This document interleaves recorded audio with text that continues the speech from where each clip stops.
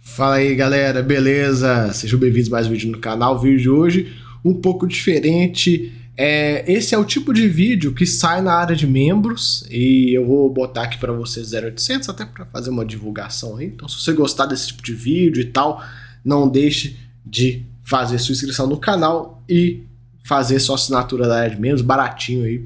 E você tem direito a vídeos exclusivos, tem um grupo exclusivo lá no Telegram também, que a gente conversa, né? Você vai poder ter acesso, mandar mensagem, perguntar, tirar dúvidas, enfim, né? O dia inteiro eu tô lá. Então vamos lá, vamos começar a trocar ideia e eu vou começar aqui por esse fato relevante da Vinci que saiu aí. Saiu esse fato relevante, né? Do VILG 11, onde eles entraram com uma ação de despejo contra a Tokstok, né? E ao olhar esse fato relevante a primeira vez, assim, quando eu bati o olho, eu falei, cara, como assim, né? Como assim, né? O pessoal da gestora tá entrando com uma ação de despejo por causa de um aluguel em atraso, né? Aí você olha, você fala, caraca, né? Aí você começa a pensar e tudo, as notícias começam a sair, aí você entende, né? Tipo, quando saiu o fato relevante ainda não tinha notícias, né? Na mídia, mas a gente já pensou assim, pô, Tokstok foi embora, né? Eu falo a gente comentando com os membros, né, lá no grupo. Tokstok foi embora, deve tá quebrando, e aí a gestora já tá antecipando isso. Então, a gente consegue ver, de fato, Tokstok saindo do fora, aí tá indo também, mesmo, parece que o mesmo caminho da Americanas. O imóvel em questão é um imóvel extremo, um imóvel de qualidade, né? Isso aí a gente fica bem tranquilo quanto a isso. De toda forma, né, o impacto considerável no fundo, né? 14% de vacância e 14% da renda, 11% de vacância. Cara, é um impacto grande. O VILG, que já está com 12% de vacância, se não me engano, vai para mais de 20%. Claro, é um imóvel de localização muito boa e tal. Certamente agora, com as notícias que já estão saindo, já tem gente batendo lá na porta da Vinci falando que quer esse imóvel. Então, por isso que eles fizeram esse movimento. Mas, claro, é uma coisa que acende uma luz de alerta. E qual que é o ponto, né? A gente vê aí Tokstok indo pro buraco, a gente vê também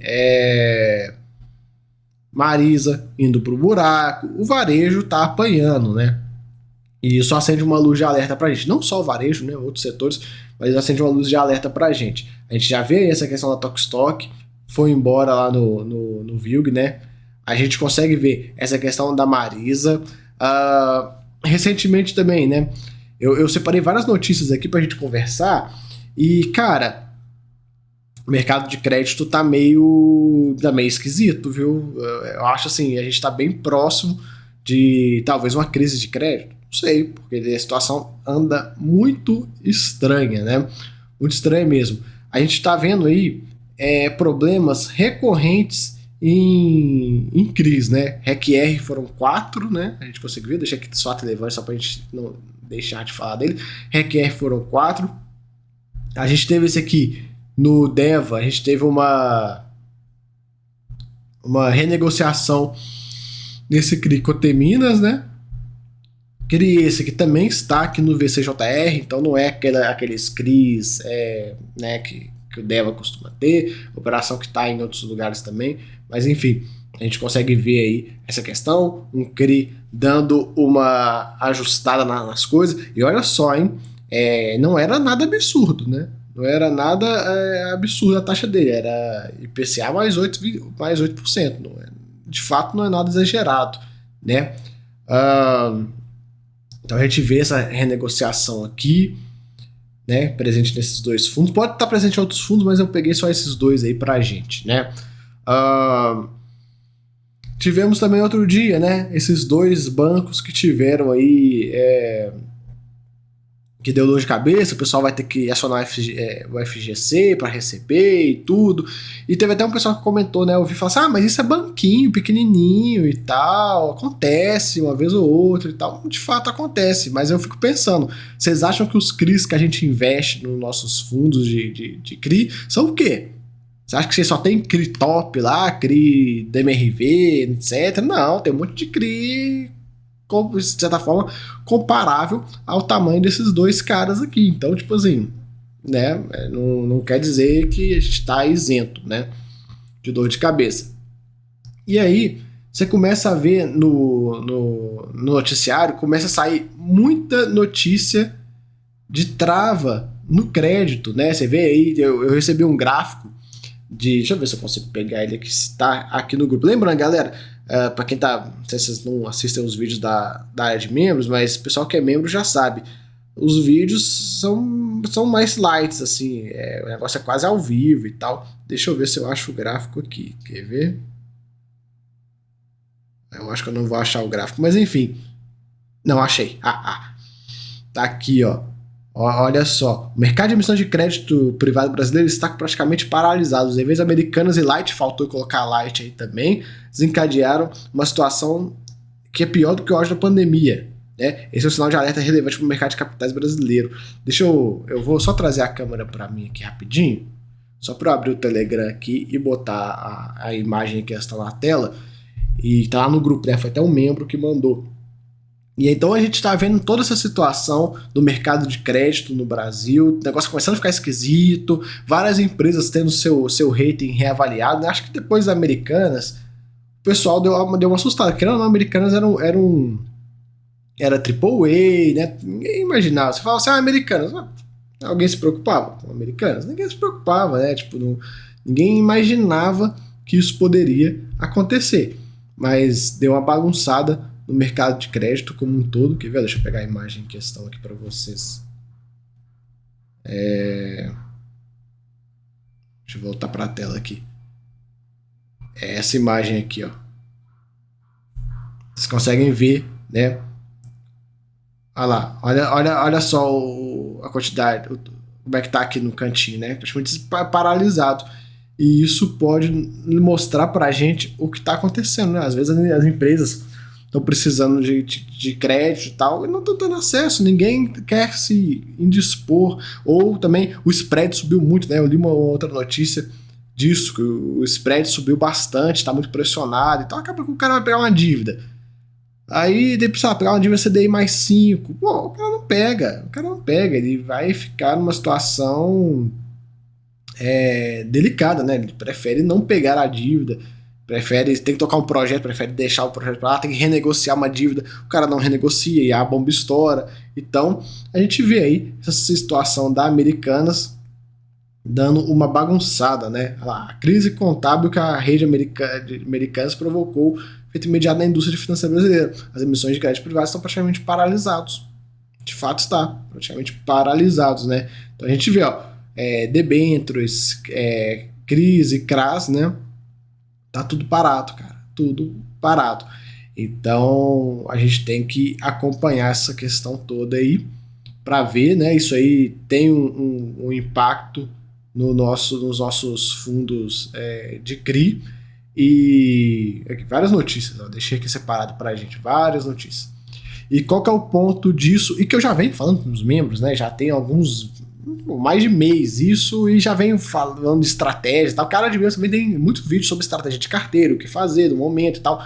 E eu já venho comentando com os membros o seguinte, que não tá valendo a pena ficar em fundos mais arriscados. Não tá valendo a pena ficar, por exemplo, nos fundos nos ultra high yield, por exemplo, Urca, CACR, Life, HCTR, Deva, Torre, esses fundos aí, né, não precisa nem falar. Mas assim, a turminha dos ultra high yield lá em cima, de fato não tá valendo a pena ficar nesses caras. Né? Eu vejo que, pelo menos minha leitura de momento, é um momento que não tem que ter ultra high yield na carteira. E até high yield mesmo, alguns fundos high yield, por exemplo, que a gente pode comentar aqui, NCHB, Kinea High Yield, Habitat, deixa eu ver, vou até pegar aquela listinha que eu fiz e mostrar para vocês, ó. High Yield, ó. Pord, Ari 11, enfim, tantos outros aí. Não tá valendo a pena ficar nesses caras, não tá valendo a pena ficar em estruturas mais arriscadas. Eu, pelo menos, eu venho comentando com o pessoal que o caminho é pela redução do risco. De fato, redução do risco. Eu venho comentando com eles isso, que eu estou buscando isso. Devo posicionar minha carteira de forma um pouco mais defensiva, tirar esses fundos muito arriscados. E olha que só tenho né? Só tenho um fundo mais arriscado assim hoje na minha carteira, que é o Urca, até conto para vocês. E, cara, tá prestes a ir embora por conta dessa questão de gerenciamento de risco. Lembrando, não é recomendação de compra de venda de nada. Mas assim, a minha visão é que não tá valendo a pena o risco. Né? Eu não consigo enxergar um risco-retorno balanceado nesse momento para a Urca. Sei lá, Urca e outros fundos. Eu acho que para esses fundos estarem, nesse momento, todo esse cenário que está sendo desenhado aí, teria que estar pagando, assim, no mínimo, 1,5 no mês, assim, pra você falar, tipo, deixa eu pensar aqui se vale a pena ficar. Claro, tem a deflação que veio, deu uma bagunçada aí e tal, é inevitável, mas aquela coisa, tem muito fundo middle risk, até fundos high grades aí, que estão entregando resultados excelentes. E, cara, por exemplo, vamos fazer uma comparação aqui. O que você prefere? 1,2% em HGCR ou 1,5% em Urca? Será que tá valendo a pena esse spread? Que eu sempre comento isso com o pessoal, que a gente tem que pensar em spread do fundo high grade para o fundo high yield, claro, do middle risk também. Então você tem que pensar o seguinte: hoje, em teoria, né, o Urca deve melhorar os pagamentos dele nos próximos meses. Você está tendo um HGCR da vida pagando 1,20 e você tem um Urca, vamos imaginar que ele chegue a 1,5 aí, imagino que chegue, mas enfim, né? Bota aí Urca pagando 1,5, HGCR pagando 1,20. Será que 0,30 é um spread adequado? Será que está valendo a pena essa diferença? Ou, por exemplo, você pode pegar, em vez de comprar um Urca, você pode comprar um outro fundo middle risk. Temos boas opções. E em vez de receber aí 1,5, você vai receber 1,3, 1,4, dependendo. Enfim, você vai ficar numa situação bem próxima. Eu acho que o ponto é esse. O risco está muito elevado nesse momento. A gente vê, tá pipocando o caso de renegociação, falência, etc. Esse cenário já vinha sendo alertado em alguns fundos. A gente pega o relatório do CPTS, ele já vinha alertando que isso poderia acontecer. Então, assim, o cenário que está se desenhando não está muito bom e a gente tem que apertar o cinto para preparar o passado para esse momento. E eu acho, assim, minha visão, o que eu vou fazer é posicionar minha carteira na defensiva. Vou pegar um monte de fundo. Minha carteira já está bem defensiva, né? Mas, enfim, eu vou pegar vários fundos high grade e analisar se dá para botar para dentro, né? Pegar e, enfim, eu tenho aí uns 2, 3 fundos que eu posso, que eu não estou muito satisfeito, questão de risco-retorno, que possivelmente eu devo vender, e aí serão substituídos por fundos mais defensivos. Também já venho comentando com o pessoal da área de membros que eu adotei para esse ano uma estratégia de quase que uma pulverização da carteira, né? Claro que para mim é mais fácil conseguir fazer isso, porque eu acompanho o mercado o tempo inteiro, estou aqui gravando e tal, mas a minha meta é chegar em 40 fundos, sendo 20 tijolo, 20 papel. Enfim, depois eu vou explicar isso aqui, eu vou ficar mais meia hora para explicar para vocês. A galera que é membro já está ligado na estratégia e quais são as nuances por trás. Claro, o investidor normal não tem como ter 40 fundos imobiliários, o cara não tá aqui todo dia acompanhando, é impossível. Mas assim, 15 fundos imobiliários eu sei que a maioria de vocês deveria ter, né? Então, assim, o cara que tem 15, às vezes ele pular para 20 e aí ele pegar e esses 5 que serão adicionados, fundo papai com mamãe, tranquilo e tal. Por quê? Por que eu falo isso? Por que eu tô adicionando fundos em carteira? Para diminuir o tamanho de cada um deles, né? Porque aí se der um problema em algum deles, cara, não é nada. Imagina, você tem cada fundo que você tem em carteira, no meu caso, vai ficar representando 2,5%. Deu problema em um fundo, 10% do fundo é 0,25% do patrimônio como um todo. Então, cara, tranquilo. E você sabe, eu só invisto em fundo imobiliário, né? Claro, fundo imobiliário, FII Infra e FIAGRO, mas de toda forma não tem outra classe de ativos, né? Nem renda fixa. Então, assim, para mim, eu vejo que o melhor caminho, né, para estar 100% renda variável é fazer isso e sempre vigilante, sempre acompanhando, porque a gente sabe, falando um pouco, entrando em fundos de tijolo, né? A gente sabe aí o tanto que o e-commerce potencializou os fundos de logística, mas a gente tá vendo um monte de varejista aí indo pro espaço. Ficar esperto, né? Porque eu até comentei isso com os membros, né? Porque tava difícil arrumar 20 fundos de tijolo. De fato, é difícil. Cara, você fala assim, pega 20 fundos de tijolo aí bom pra mim. Cara, É difícil, né? Você até acha 20. Aí dentro desses 20, você vai pegar um fundo assim, tipo, não, esse cara aqui daqui a uns meses ele vai cair rendimento e tal, não vale a pena entrar agora, enfim, várias nuances aí. E, cara, é difícil, hein? Aí você pode até falar assim, não, mas, pô, tem um monte de fundo de logística, tá? Aí você vai ficar com a carteira extremamente concentrada em logística, por mais que hoje é um setor legal, a gente sempre tem que pensar em ciclo imobiliário, não dá para se atolar num setor, né? Eu já comentei disso também com os membros, né? Já mostrei bastante, a gente conversa bastante sobre isso. Então, cara, é sempre calibrando o risco e diversificando também de forma setorial. Nunca ficar, vamos apoiar aqui em logística porque a logística tá maravilhoso, não sei o que. Tá, e aí se esses varejistas começar a estourar toda hora, estourar um, o que vai acontecer com o varejo e-commerce? Então a gente já viu com Americanas como é que foi, né? Arrebentou com vários fundos caíram e tal. A gente pega alguns casos mais extremos, por exemplo, o GGRC, que tinha praticamente 20% da receita em Americanas, então sofreu. Eu fico pensando com vocês nessa questão, vamos diversificar, mas se enfia de cabeça em logística. Beleza. Um fundo que a gente pode usar de exemplo aqui pra gente trazer de bate-papo. HSLG. Baita fundo, baita produto, ninguém conhece, totalmente fora do hype. Mas tem 40% em via varejo. Imagina se via varejo vai pro espaço. Metade do fundo já era. Então, assim, é diversificar de forma inteligente. É diversificar tentando tirar a correlação dos riscos. Eu comentei disso com os membros outro dia.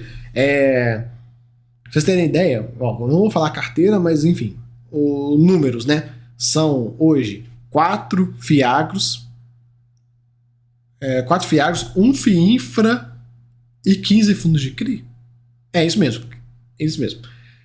Se eu for vender os fundos de CRI que estão me incomodando, que são mais ou menos 2 ou 3, né? Então, assim, me incomodando, assim, são fundos maravilhosos, fundos assim, excelentes, mas que no momento que a gente está vivendo hoje, eu não vejo, o risco-retorno ficou desbalanceado. Vocês lembram, eu sempre comento isso com vocês, né? Até nos vídeos normais. O risco-retorno tem que estar sempre alinhado. Se desbalanceia demais, não fica legal. Geralmente o risco-retorno ele desbalanceia para o lado do risco, nunca do retorno. Você nunca vai ver um fundo, o retorno aumentar loucamente e o risco ficar parado. Não. Geralmente eles sobem junto, mas o retorno e o risco sobem junto, porém o risco às vezes sobe e o retorno fica, normal. É difícil você ver essa inversão, o retorno subiu muito e o risco tá o mesmo.